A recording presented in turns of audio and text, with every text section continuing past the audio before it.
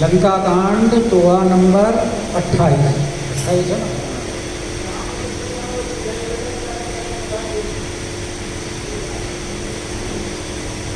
सूर कवन रावण सरिसु स्वकर काटी जेहि शीस हुने अनले अति हर्ष बहु बार साखी गौरीश सियापति जय जय राम मेरे प्रभु राम जय जय राम करो कल्याण राजा राम मंगल भवन मंगल हारी राम जय सिया राम राम द्रवतो दशरथ हाजिर बिहारी राम जय सिया राम चरत बिनु केउ जबहि कपाला राम जय सिया राम राम विधि लिखे अंक निज भाला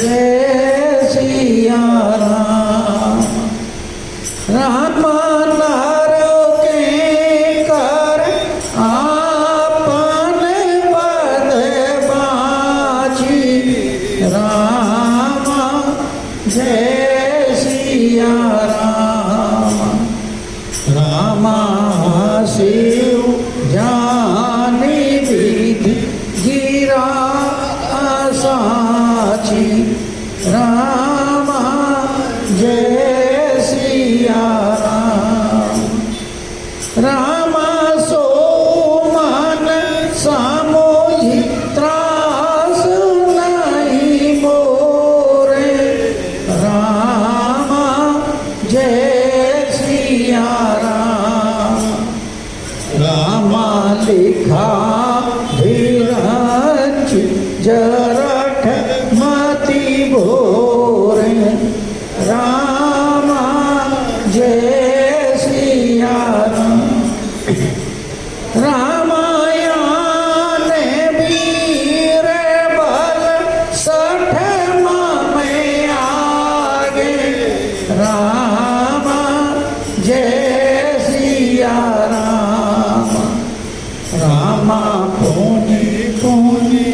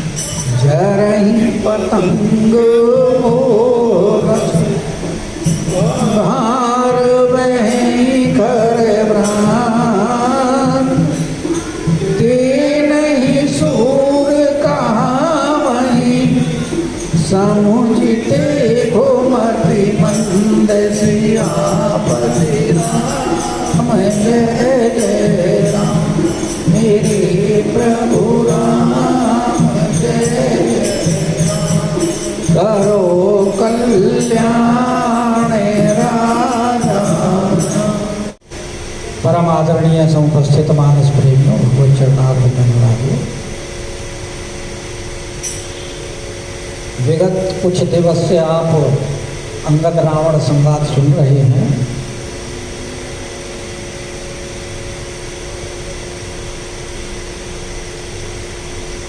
और एक दूसरे को अपने वाक बाणों से बीध रहे हैं।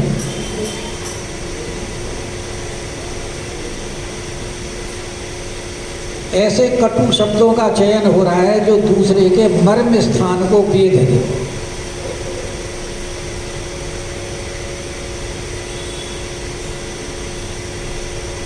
अंगद महाराज रावण को समझाने का प्रयास कर रहे हैं कि भाई मान जा, नहीं तो परिणाम भयंकर होगा।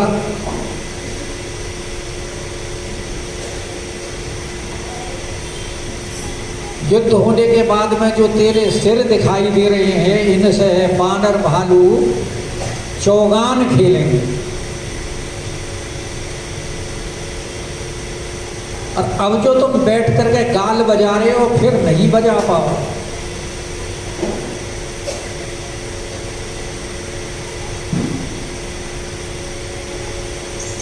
अब रावण कहता है कि मूर्ख, तुझे पता नहीं कुंभकर्ण जैसा मेरा भाई संसार में जिसके बराबर का कोई योद्धा नहीं।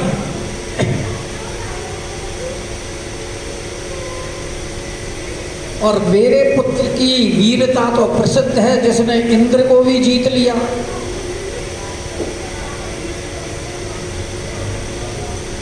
और इसीलिए उसको इंद्रजीत के नाम से संबोधित करते हैं।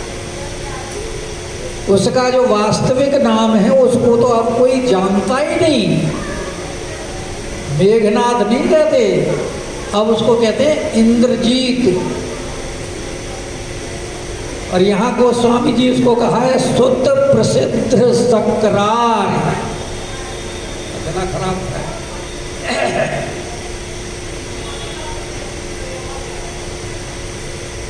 शक्र यानी इंद्र का शत्रु, सक्रारी।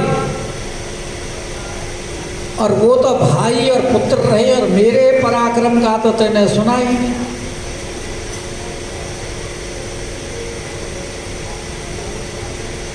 सारे संसार को मैंने जीता हुआ है।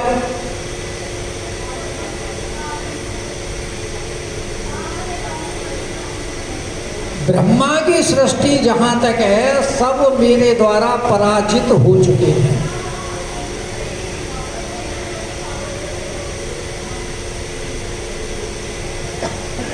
और तू देख नहीं रहा मेरे यहाँ देवता लोग किस प्रकार कार्य करते रहते हैं।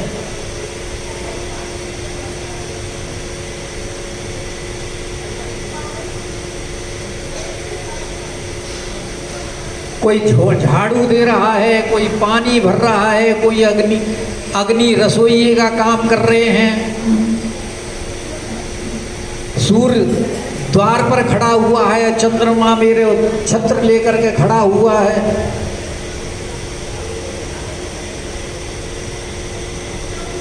और एक तुमने समुद्र क्या बांध लिया, बहुत बड़ा काम कर लिया।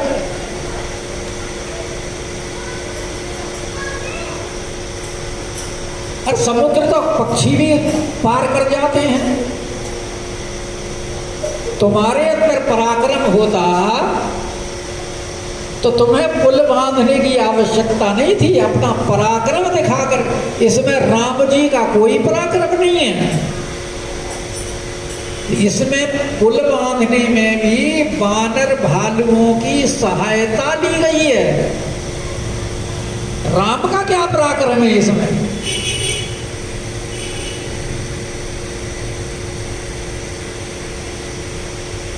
और जो तुम परशुराम के फरसे की प्रशंसा कर रहे हो कि वो परशुराम के फरसा रूपी सागर में कितने ही राजा डूब गए।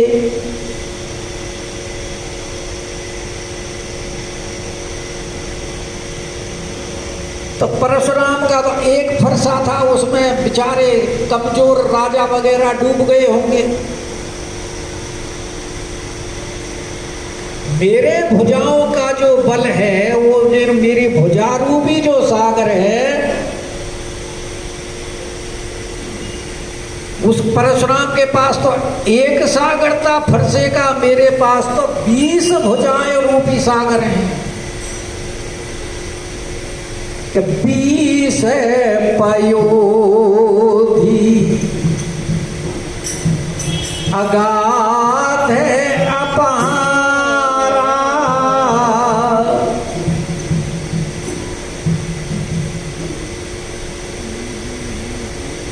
को असबीर जो पाई पारा। उसने तो मनुष्यों को ही अपने फरसे से मारा था। मेरे सामने तो देवता तक नहीं रुक पाए। मनुष्यों से तो देवता बलवान होते हैं। देवताओं के सामने मनुष्य की शक्ति कुछ भी नहीं है। तभी बेचारे देवताओं से मांगते रहते हैं कुछ ना कुछ। और उन देवताओं को भी मैंने पराभूत किया है। और उन देवताओं को पराभूत करने में भी मुझे अपने पूरे 20 भुजाओं का बल नहीं लगाना पड़ा। 2 ही भुजाओं का वो पार नहीं पा पाए, 20 का तो बात दूर रही।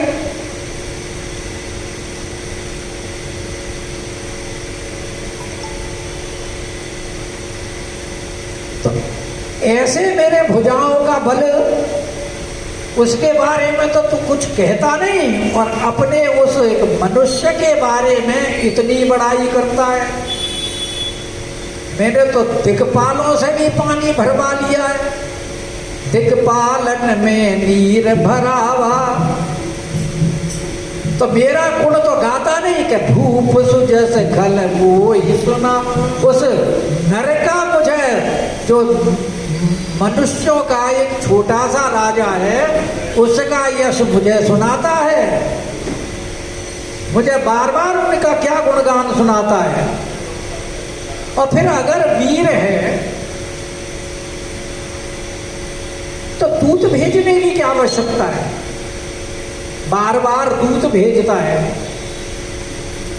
पहले हनुमान को भेजा, अब तू भेज दिया। तो कमजोर है तभी तो वो बार बार संधि के बारे में दूत भेज रहा है। भाई संधि कर लो, संधि कर लो।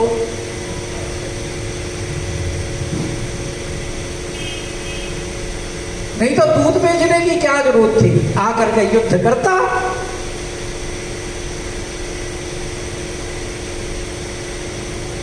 शत्रु जब खरदूषण के साथ युद्ध हुआ था तो उस समय तो कहा शत्रु के ऊपर दया नहीं करनी चाहिए। और अब शत्रु के साथ प्रीति करने के लिए बार बार दूतों को भेज रहा है। लज्जा नहीं आती?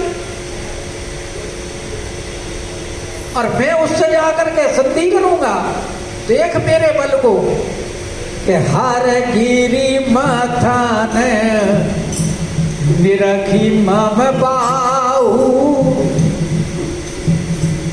तूने मेरी भुजाओं का की तरफ अभी तक देखा ही नहीं है।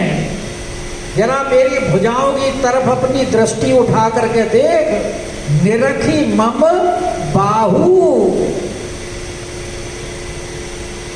इन भुजाओं में इतना बल है क्या कि हरिगिरि मथन, जिसने हरिगिरि यानी कैलाश पर्वत को मथ दिया।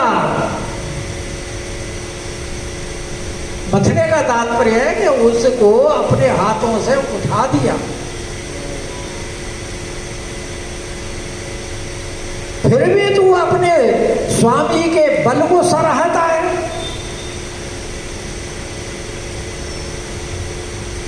अरे मूर्ख, सूर कवन रावण सरिस। रावण के समान संसार में क्या कोई योद्धा है?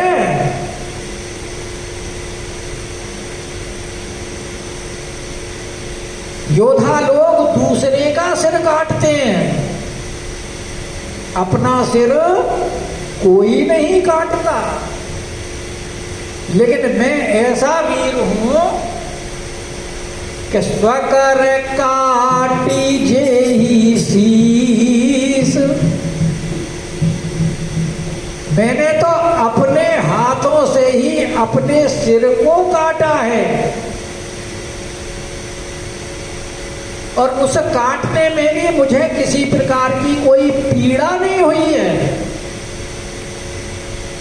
हंसते हुए काट करके, सिर को काट करके मैंने भगवान शंकर के अर्पित किए हैं।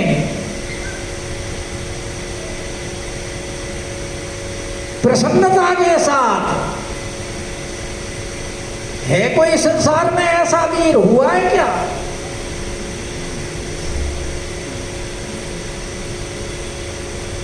होते अनल अति हर्ष बहु।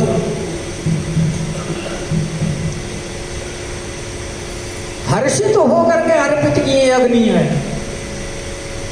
साक्षी कौन है? साखी गौरी शंकर भगवान इसके साक्षी हैं, क्योंकि मैंने उन्हीं की पूजा के निमित्त अपने सिरों को काटा। जैसे आहुति दी जाती है यज्ञ में, ऐसे लोग तो हविष्यान्न की आहुति देते हैं, मैंने अपने सिरों की आहुति दी है।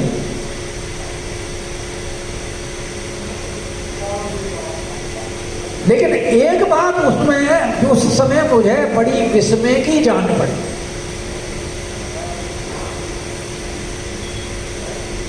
जब मैंने अपने सिर को काट करके हवन कुंड में डाला,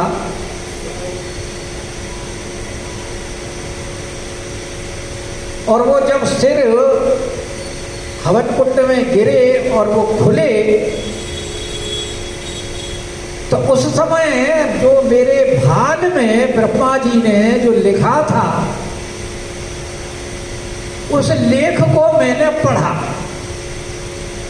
क्योंकि ब्रह्मा जी सबकी किस्मत लिखते हैं कि किसके साथ कब क्या होगा। वो उसके पूर्व जन्म के जो कर्म हैं उनके अनुसार उन फलों को भुगतने के लिए ही जो शरीर दिया जाता है, उस शरीर में कौन कौन से कर्मों का फल भुगतेगा, किस समय पर क्या उसके साथ होना है, कब अच्छा होगा कब बुरा होगा, तो उन फल भुगतने में जितना समय लगेगा उतनी ही उसकी आयु दी जाती है। और अंत क्या होगा वो भी लिखा होता है, किस प्रकार अंत होगा। तो मैंने भी अपने अंत के बारे में अपने मस्तिष्क में पढ़ा। तो जब मैंने अपने मस्तिष्क में ब्रह्मा की लिपि को पढ़ा, जो उन्होंने मेरे बारे में लिखा था कि जरत बिलो के जब ही कपाला, और विधि के लिखे अंक निज भाला।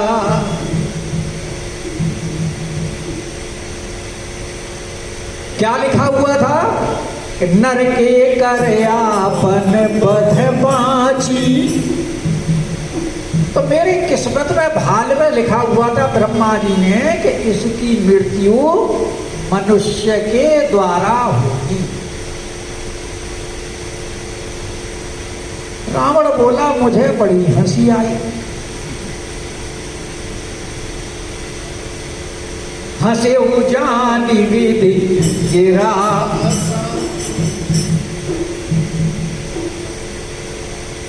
ब्रह्मा जी की उस लिखी हुई वाणी को पढ़कर के मैं हंसा।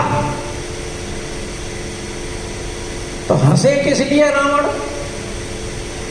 इसलिए कि ये असाची लिखा है, असत्य लिखा है।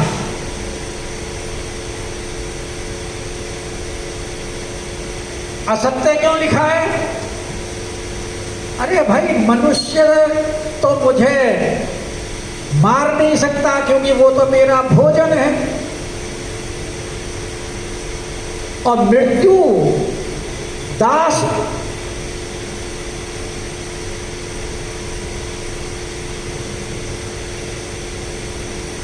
तो जो मेरा सेवक है मृत्यु, वो मुझे कैसे मारेगा? और उसमें भी मनुष्य के बारे में लिखा कि मनुष्य मारेगा, क्योंकि नर वानर आहार हमारा। तो इसलिए मुझे कि नर के करयापन बध बाची, हंसे जानी विधि गिरा असाची। इसलिए उस समय जब मैंने पढ़ा तो मेरे मन में कोई भी डर नहीं हुआ कि सो मन समझी त्रास नहीं बोर। और त्रास का कारण मैं भी आपको बता ही दिया कि मृत्यु जब दास है और वो भोजन है तो उनसे डरना क्या। तो मुझे ऐसा लगा कि ब्रह्मा जी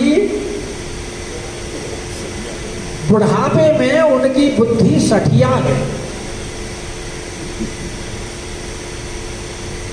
बुढ़ापे में कहते हैं ना बुद्धि सठिया जाती है। ब्रह्मा जी बूढ़े ही तो हैं ऐसे, शुरू से ऐसे कैसे हैं? जब पैदा हुए जब बूढ़े हुए थे।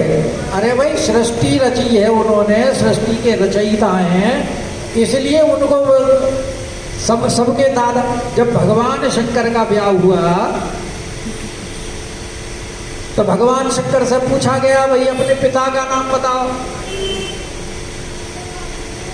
तो किसका नाम बताया? ब्रह्मा जी का। कि दादा का नाम बताओ, तो किसका नाम बताया? विष्णु जी का, क्योंकि ब्रह्मा जी तो विष्णु जी की नाभि कमल से उत्पन्न हुए हैं। अच्छा, क्योंकि 3 पीढ़ी पूछी जाती है, तो फिर बोलेगे अच्छा तो परदादा का नाम बताओ। तो शंकर भगवान बोले परदादा तो हम ही हैं, और किसका नाम बताएं? तो शुरू से बूढ़े कहाँ हैं भाई? तुम पंडित जी जबरदस्ती बूढ़ा बना रहे हो। वो बूढ़े हमारे जो सांसारिक जो हम लोग हैं, संसार की दृष्टि से बूढ़े हैं, बाकी वैसे बूढ़े थोड़ी हैं। उनके ब्रह्मा जी के भी पिता हैं, उनके पिता में हैं, सबको ही है। और ब्रह्मा जी के जो पिता हैं वो तो क्षीर समुद्रशाही विष्णु हैं, उनके भी पिता गर्भोदशाही विष्णु हैं, उनके भी पिता कारण समुद्रशाही विष्णु हैं, और उनके भी पिता जो है वो चतुर्व्यूह में हैं।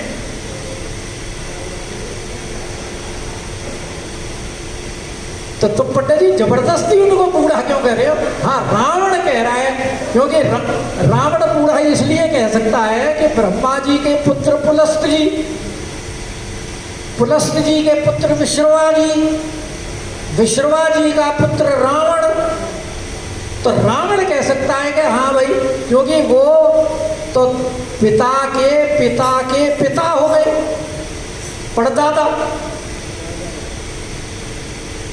तो रावण के हिसाब से बूढ़ा है, इसलिए वो कह रहा है कि लिखा बिरंची जरठे मति भोर, क्योंकि बुढ़ापे में स्मृति क्षीण हो जाती है, याद नहीं रहता।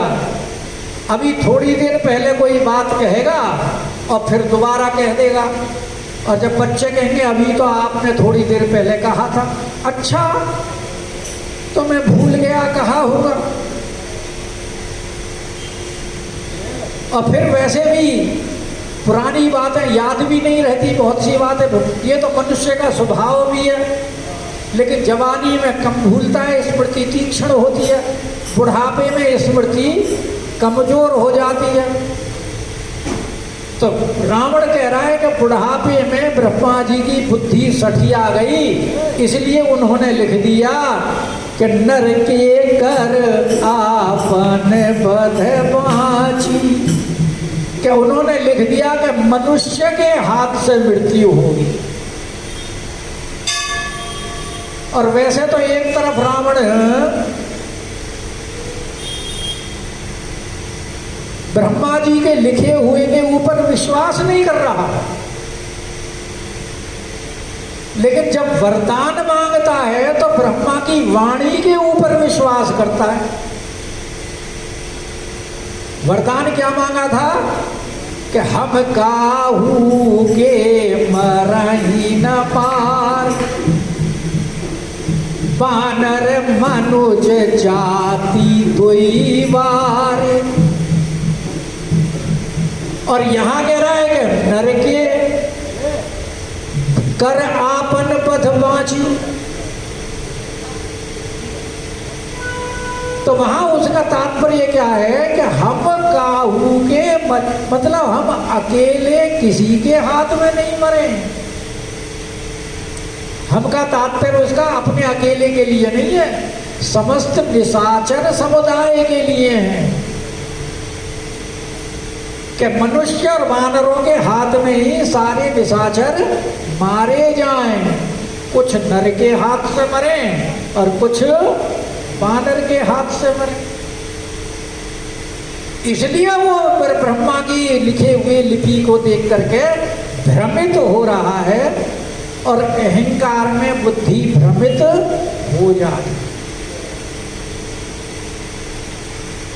क्योंकि ब्राह्मण की तामसी बुद्धि है और तामसी बुद्धि कभी यथार्थ निर्णय नहीं ले पाती।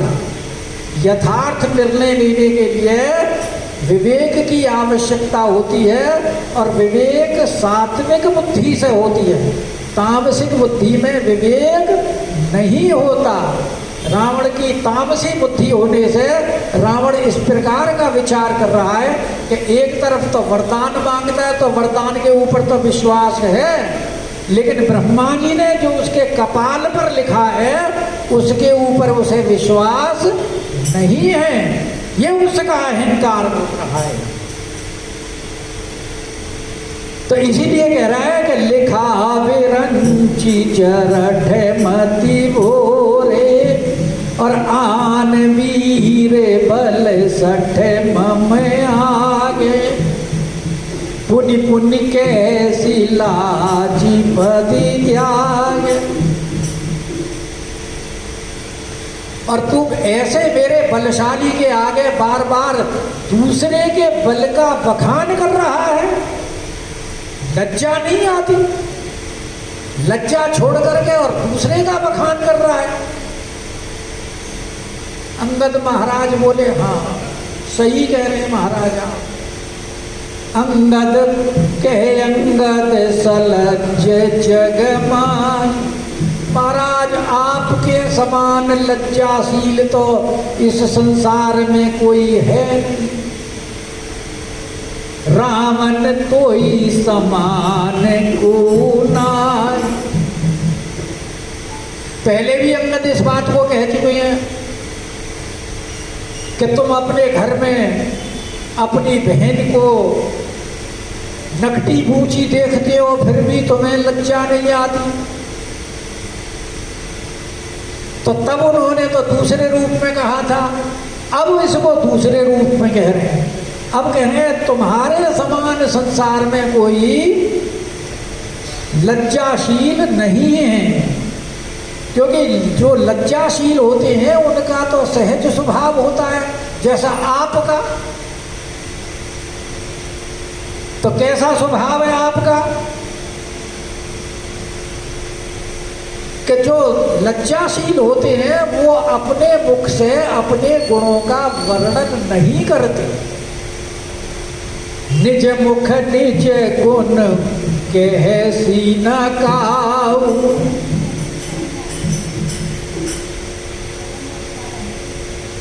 जैसे कि परशुराम जी को लखनलाल जी ने कहा था कि महाराज आपने अपने बारे में बहुत कुछ कह दिया, आपन मुख निज आपन करनी, बार अनेक भांति बहुबरनी। और अगर कुछ रह गया तो और कह लो।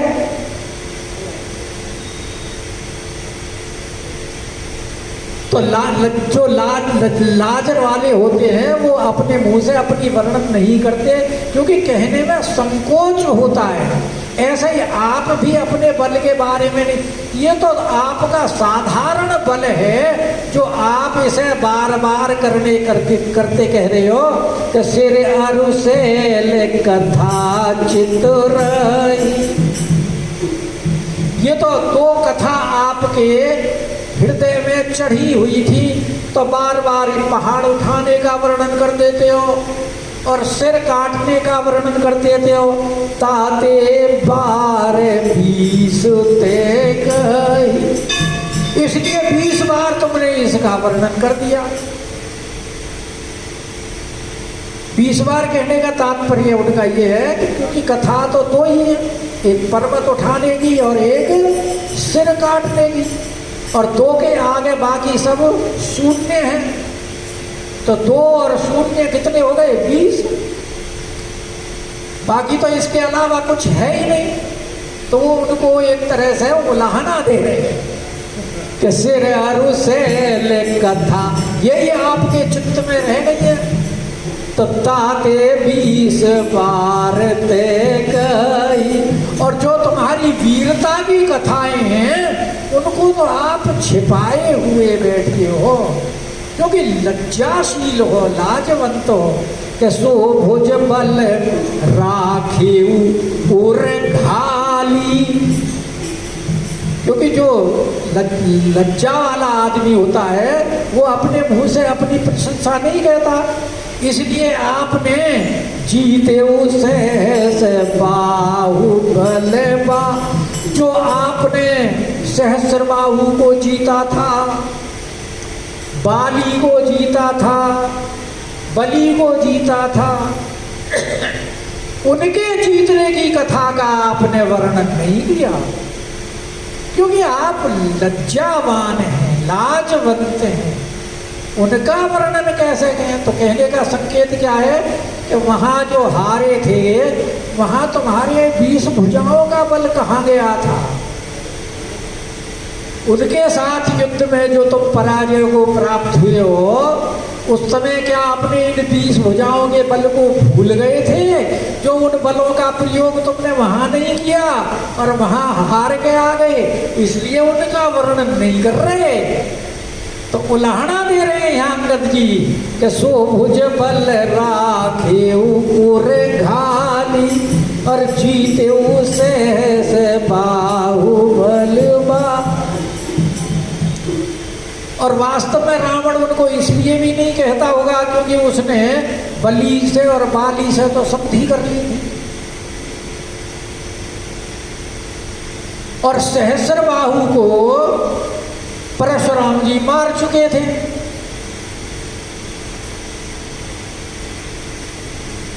इसलिए वो सहस्रबाहु थे नहीं। और उसके बाद में रावण कहता है कि मैंने सारे विश्व को जीत लिया है।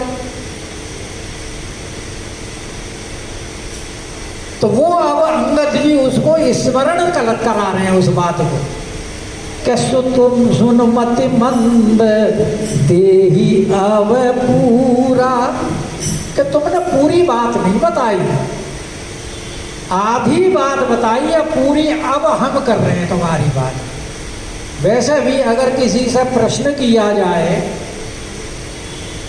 और उत्तर ना दिया जाए तो आधी बात रहती है, पूरी बात कब होती है? जब उत्तर दिया जाए।